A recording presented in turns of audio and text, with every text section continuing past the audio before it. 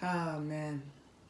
You know, the most beautiful things happen when we stop searching for the answers, for our expectation of what the answers are going to be. When we just sit and look and feel and see and allow.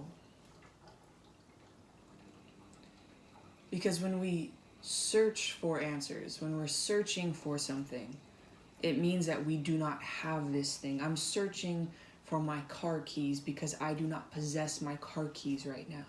They are lost. They are not with me. So when you are searching for happiness or love or gratitude or reason, you're searching for anything, you are in turn saying that you do not possess it with you. It is lost. It is somewhere where you have to go out with a flashlight and find it. And maybe inside of you, it is lost, but it is with you. It is in you. Maybe you forgot what the frequency felt like, because all emotions are frequencies. And there's no bad frequency. There's no bad emotion. There's no emotion that we should suppress.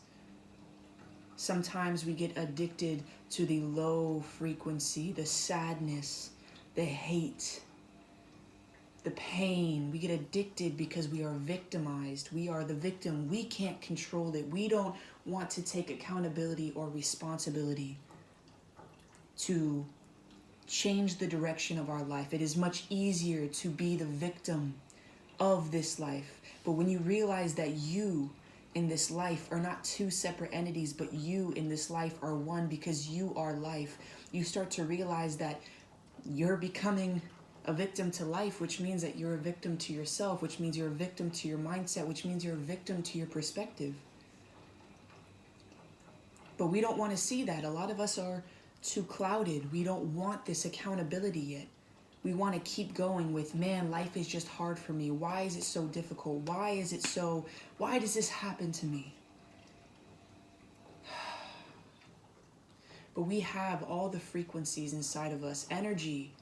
Emotion is energy in motion, and energy cannot be created nor destroyed. Energy is constant, which means emotion is constant. Inside of me and inside of you, we have every single emotion laying ready. If you want to tap into sadness, this is how actors and performers make themselves cry on cue. They can tap into this frequency right away because they know this frequency. This frequency is familiar to them. Maybe they grew up with this frequency reoccurring and they can just tap into a small memory that releases it. Maybe it's something that they like to do for fun, and it's a muscle. We have to exercise our emotional muscles, but so many times people only exercise. Our sadness and hate and anger is so strong. Our happiness and gratitude and love gets lost. It's like the guys who skip leg day, or the women who don't work out their arms, or vice versa, because I don't fucking care about women and men, what body parts they usually work out. It's not the point of this. But they have the ability, the person who skips leg day has the ability to have phenomenal legs. It's not like it doesn't exist.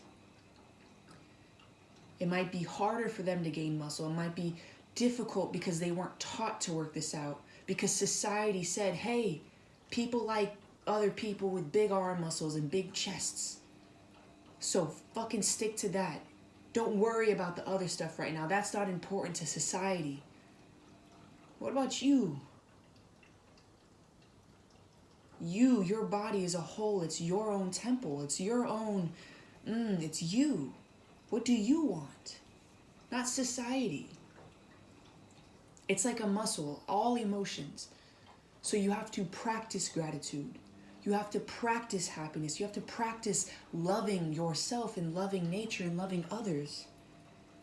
And it's not that you want the sadness muscle to disappear, the hate to disappear.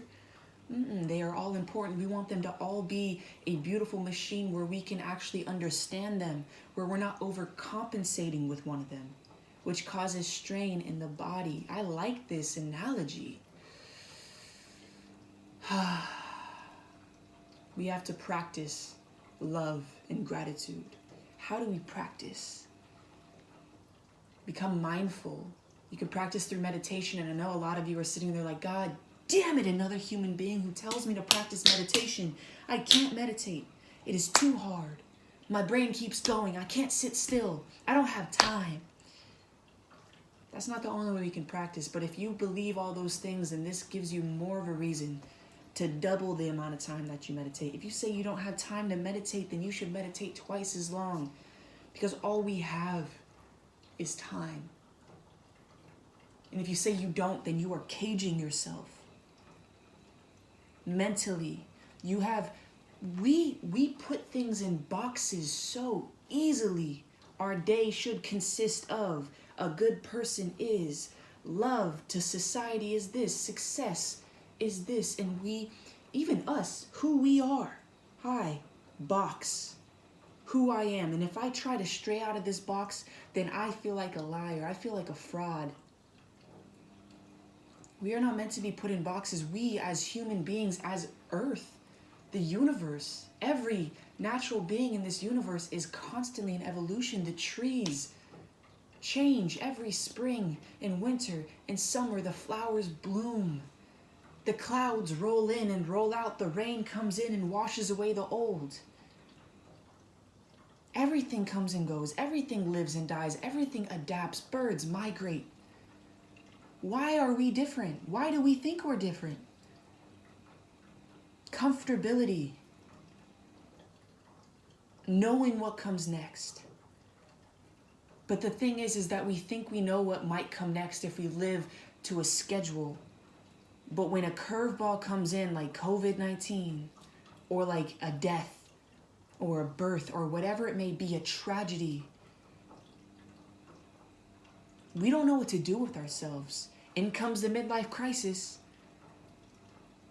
Also, the midlife crisis comes from not being authentically us our entire lives, not traveling when we had the call to wonder, not telling people how we feel, not being honest with ourselves, living in the same patterns even though we know it's toxic.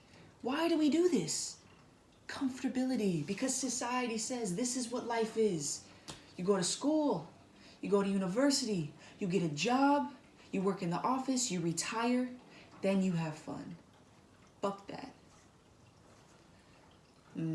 I went to school, I went to university. I got a job in an office that lasted 2 weeks. I worked 5 jobs, I did an internship. I'm traveling, I'm loving, I'm creating, I'm happy. And this is my path. It doesn't mean it has to be yours. Everyone's path is different, but it is the ability to fuck that box. Kick that box over. You should not go in a box. You should have morals. You should have standards. You should have love. Leading with love, and your standards will change. Maybe who you're attracted to will change. Maybe your sexual orientation will change. Maybe your hair will change. Maybe the clothes that you like. Maybe the car you drive. Maybe the job you want. Maybe what makes you fucking happy. Everything can change, but when we are so set on this structure, we are cutting ourselves off to everything that is ready for us. Life is ready for us. Life is waiting for you. Get out of your mind. Stop putting things where you think they should go and just feel. Practice those emotions. How do I feel today? Journal. How else besides meditation can we practice mindfulness? Can we exercise these muscles? You walk out in the morning and you breathe. You breathe with the purpose of breathing, with the intention of breathing in life, breathing out life. All of it is life. A beautiful Buddhist way of breathing. A lot of people say you breathe in love and you breathe out the stress that you have, which I think is gorgeous. But I think that this is even more gorgeous. And when you find this muscle of love and when you practice this muscle of love so much, you can really do this in an honest way.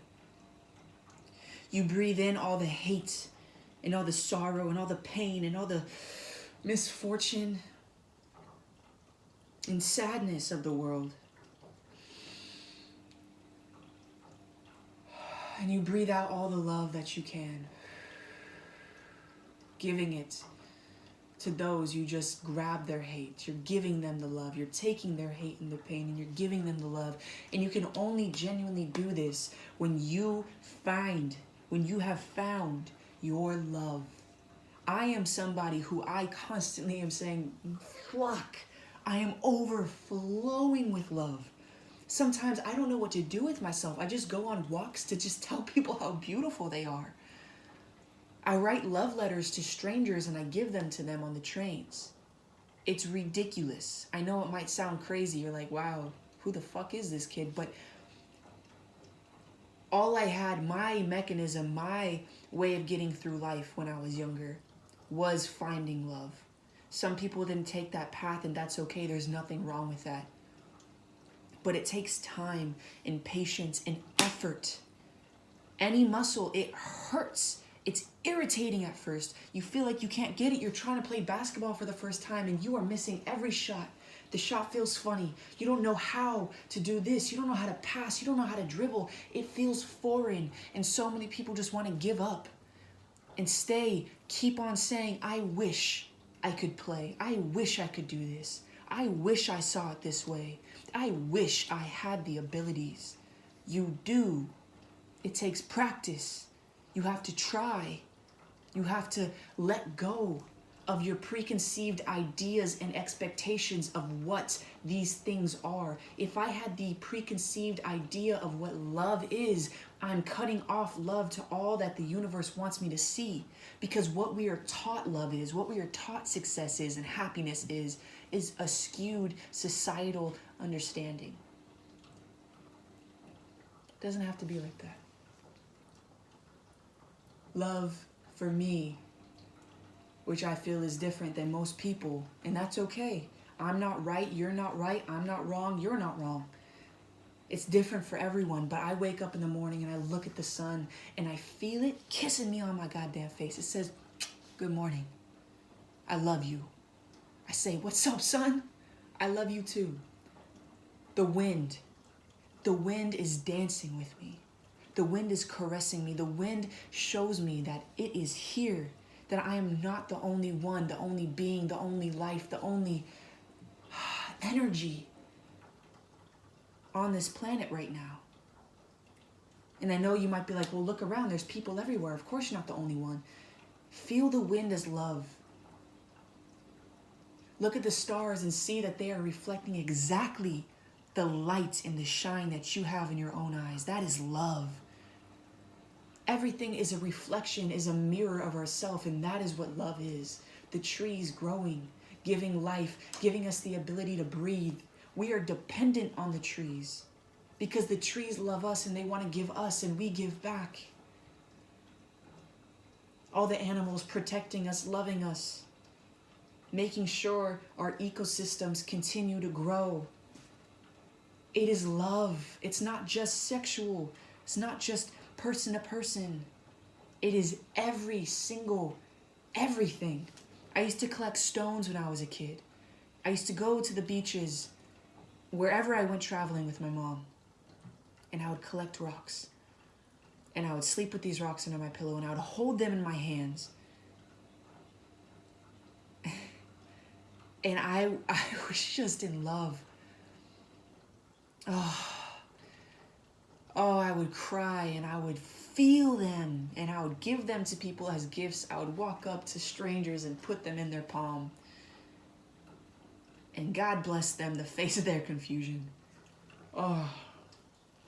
Love is everything. So practicing to see the shadows, to see the light, to see the light coming in the room, to feel the warmth it gives. This is love. Don't have an expectation of what love is. Allow yourself to live freely and flow in whatever comes. And any emotions that arise, do not suppress those emotions because all emotions are beautiful. They are telling us something about ourselves. They're trying to teach us. They're trying to warn us. They are trying to show us and guide us. Whether it's an exploration inward to our shadows and our deeper being, our ego, our hurt ego, why our ego is protecting us. Or external, showing us what we can be gratitude for, have gratitude for.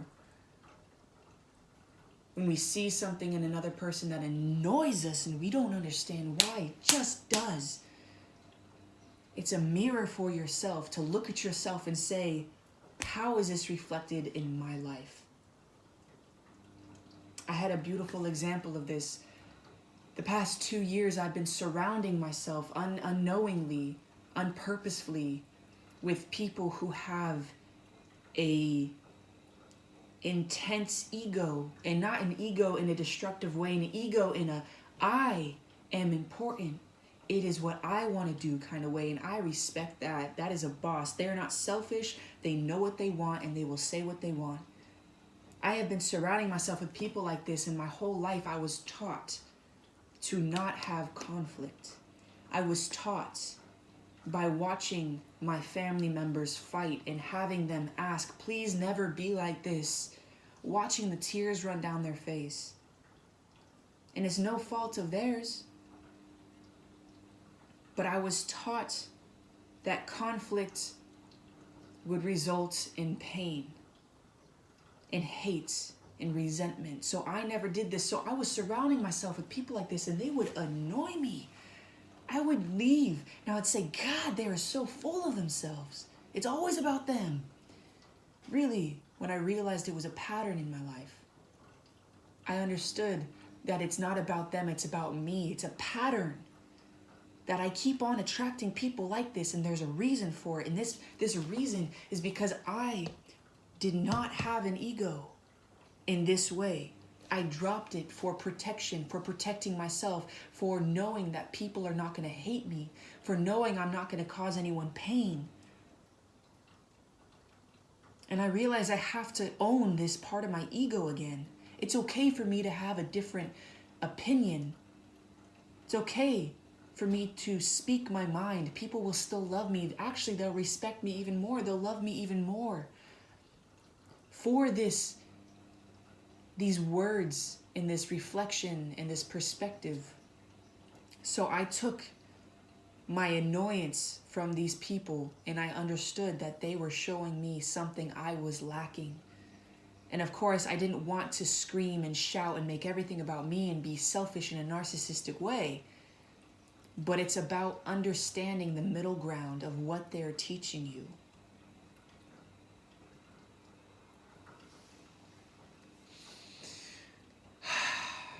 Get rid of the boxes. Get rid of the societal boxes. Define love for yourself. What does love mean? What does success mean? This is something I do with all of my clients as a life coach. I ask them in the first couple sessions, define success for you. Use emotions. Try not to use materials, but use emotions, feelings. Now define failure. Not society's expression of these feelings, of these things, of these words, but your own. And you start to see that maybe when you define success and failure, your failure is your fear of failure is that you are afraid that one day you're not going to live authentically, that you're not going to be doing what you want to be doing. You're not going to be leading the life you want to live. You're going to be leading a life for other people. This is what you are afraid of. This is failure to you. And when you start to write these things, sometimes you sit and reflect, am I already living in a state of failure to myself because I'm allowing society to tell me who I am and what I need right now? And you start to see the world a little bit differently, that we are not all a cog on this machine. We are individual, but we're not individual. We're individual, but we are a whole community. We need to work together, but in order to work together, we have to be in touch with ourselves. And in order to be in touch with ourselves, we have to be honest with ourselves. In order to be honest with ourselves, we have to look ourselves in the eye and look at all of our habits that we've been doing, all of the patterns that we've had, and acknowledging where we have not been authentic. I listened to a beautiful, I believe it was Alan Watts. I could be wrong.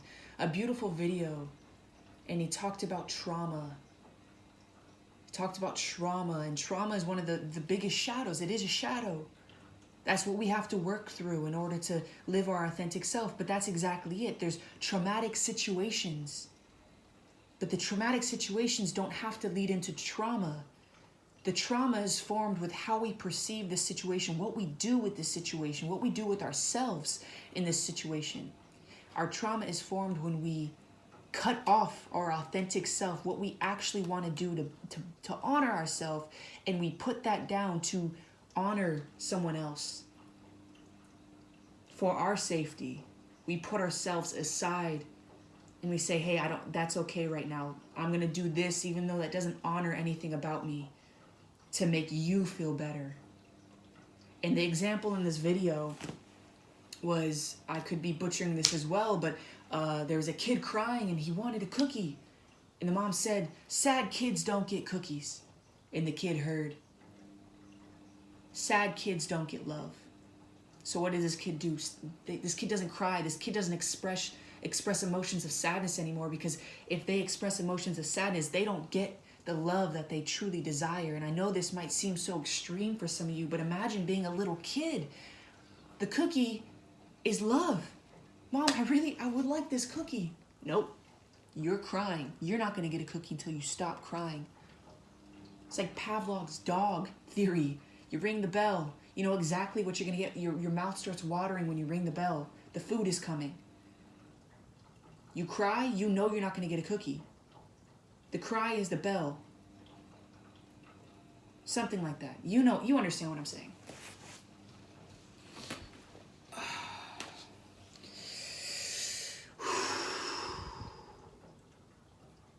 You are so incredible. If you're here watching this video, you're incredible. If you've made it 22 minutes in, you're incredible.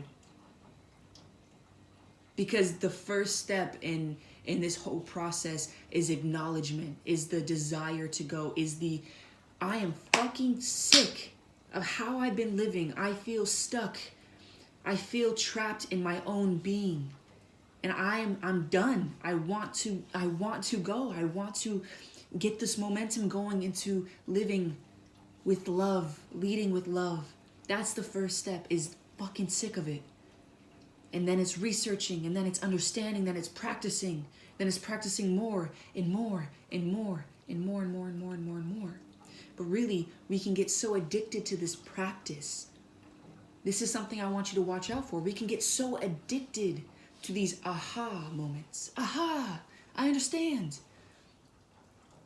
That we journey so deep within, we forget to see and expand. We forget to give back, to actually practice. We just keep diving in, analyzing, psychoanalyzing.